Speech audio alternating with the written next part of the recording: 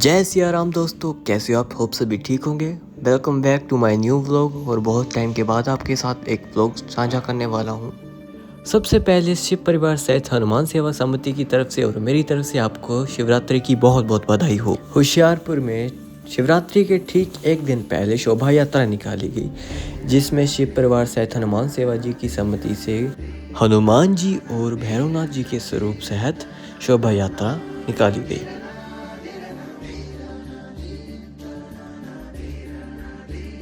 जैसे कि आप देख पा रही हो, सजे हुए दोनों भगवानों के स्वरूप बहुत ही अलग नजर आ रहे हैं।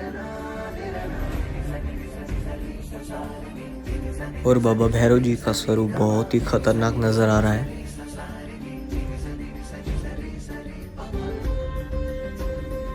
शोभा यात्रा में शामिल होने से पहले हनुमान जी और भैरव जी की आरती की जाती है।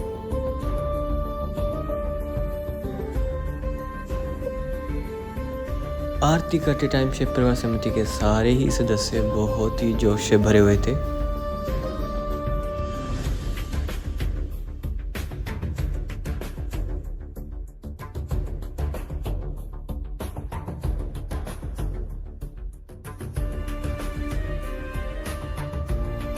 और शोभा यात्रा में देखने मिलती हैं शिव स्वरूप की बहुत सारी झांकियां।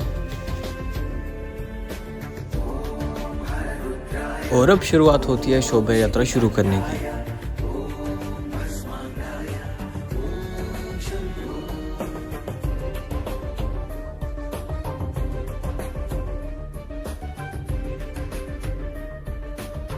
और जैसे कि आप देख रहे हो, दोनों ही स्वरूप बहुत ही अच्छे लग रहे हैं। बहुत ही सुंदर दृश्य है, लेकिन इस सुंदर दृश्य के पीछे बहुत ज़्यादा कड़ी मेहनत लगती है।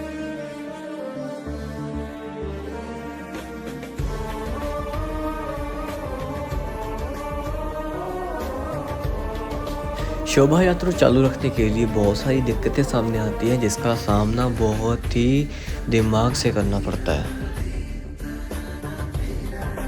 जैसे कि हनुमान जी का मुकुट ही देख लिए, बहुत लंबा है। और होशियारपुर में अगर आपको ये मुकुट निकालना है तो ये मूर्ति इतनी वज़नदार है कि इसको निकालने के लिए कम से कम एक 4-5 लोगों की टीम लगती है।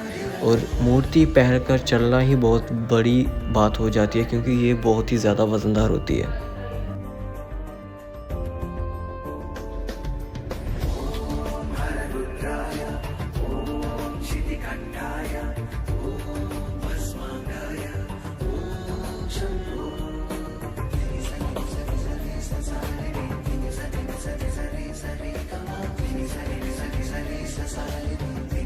शोभा यात्रा में शामिल सारे स्वरूप बहुत ही ज़्यादा अच्छे लग रहे थे। इनकी लुकिंग आप देख सकते हो, बहुत ही खतरनाक लग रही है। जैसे कि इन्होंने अपने आँखों के लेंस देखिए वाइट रखे हैं, और जैसा इनका स्वरूप जच रहा है, बहुत ही अच्छा लग रहा है।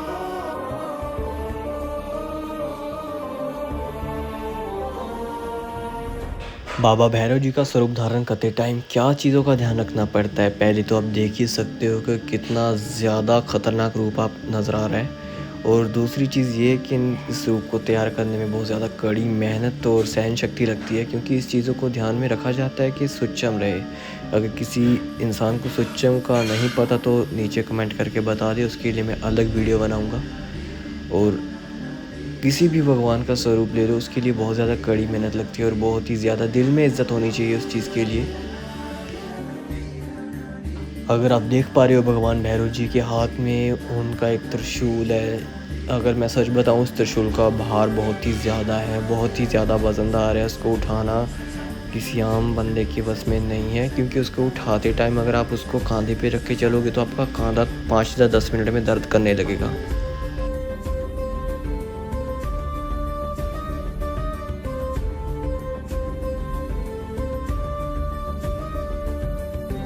और सबसे मुश्किल पार्ट तो ये है कि भगवान भैरव जी का तांडव बहुत ही ज़्यादा मुश्किल है, क्योंकि इसमें बहुत ज़्यादा एनर्जी जाती है। और अगर आप जानते नहीं हो तो मैं एक चीज़ बता देता हूँ। अगर आप स्वरूप धारण कर रहे हो तो आपको कुछ भी खाना पीना अलाउड नहीं होता, सिर्फ आप पानी पी सकते हो। उसके अलावा आप शोभा यात्रा के दौरान आप कुछ भी नहीं खा सकते, कुछ भी नहीं, जिसमें बहुत ही ज़्यादा एनर्जी ख़त्म होती है। लेकिन आप देख सकते हो कि इतना ज़्यादा वज़न और इतनी ज़्यादा एनर्जी के साथ परफॉर्म करना बहुत ही मुश्किल बात होती है। इसीलिए बहुत ही ज़्यादा रिस्पेक्ट है इस चीज़ के लिए।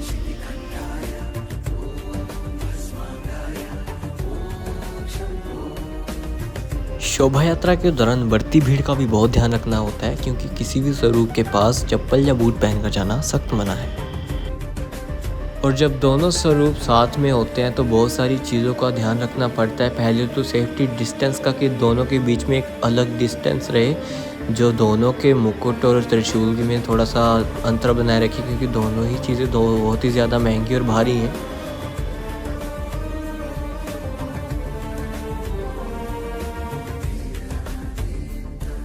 होशियारपुर में इस महीने गर्मी भी काफ़ी है और इसी वजह से सड़कें भी गर्म है और थोड़ी टूटी फूटी भी, क्योंकि कंस्ट्रक्शन का भी काम चल रहा है। और इसके साथ इतने भारी भरकम त्रिशूल के साथ और मुकुट के साथ नंगे पैरी चलना बहुत ही ज़्यादा मुश्किल हो जाता है।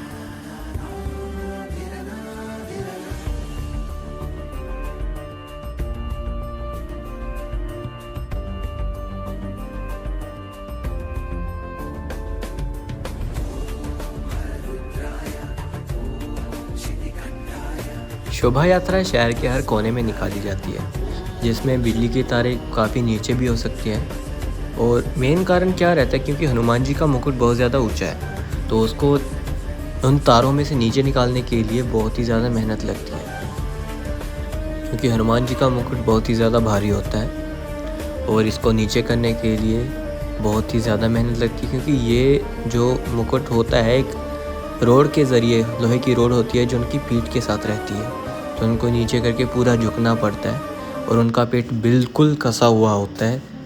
जैसे कि आप देख रहे हो, ऐसे नीचे करके इसको तारों के नीचे से निकाला जाता है। शोभा यात्रा के दौरान बहुत सारे श्रद्धालु अपनी तरफ से हर तरह का लंगर लगाते हैं। जैसे कि आप देख रहे हैं, यहाँ पर फलों का लंगर लगा हुआ है। बहुत सारे श्रद्धालु लंगर खा रहे हैं और लंगर बांट रहे हैं।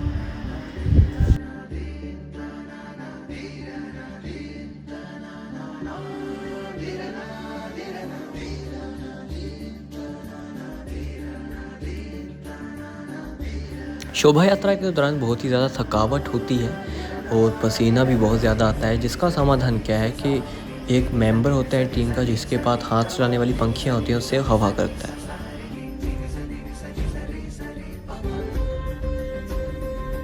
पूरे शहर का चक्कर लगाने के बाद बारी थी शोभा यात्रा को समाप्त करने की, तो बहुत ही ज़्यादा भीड़ आपको देखने मिली है। जैसे कि आप देख रहे हो, हमारी टीम के सदस्य बहुत ही ज़्यादा धूमधाम से शोभा यात्रा में शामिल हुए हैं, नाच रहे हैं, गा रहे हैं और कुछ श्रद्धालु फोटोज़ वगैरह खिंचवा रहे हैं, जो कि शोभा यात्रा की याद में रहेगा। देख रहे हो कितनी भीड़ होती है।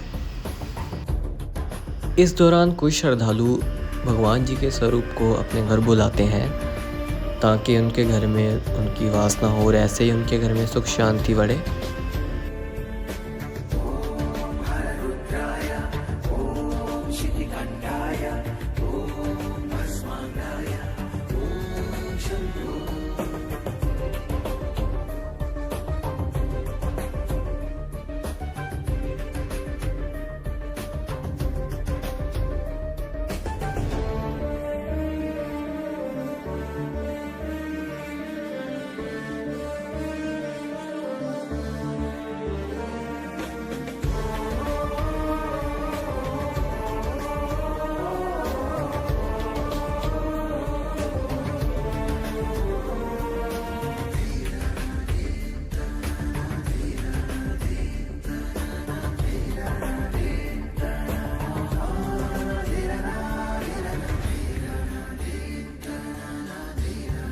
और भैरव जी का तांडव, जो कि आपको ढोल के साथ बहुत ही ज़्यादा खतरनाक देखने को मिलता है।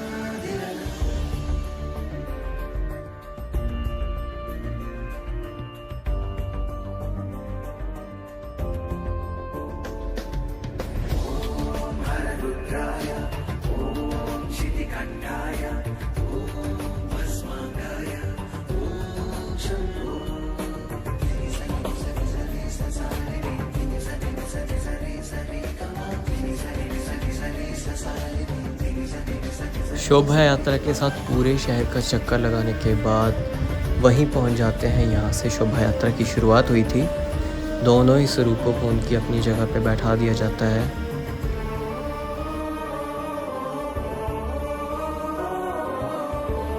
यात्रा से आके सबसे पहले भगवान के दोनों स्वरूपों की आरती की जाती है और आरती के साथ उनसे क्षमा मांगी जाती है, क्योंकि भगवान के स्वरूप लेके चलते टाइम बहुत सारी गलतियां जाने अनजाने में हो जाती हैं।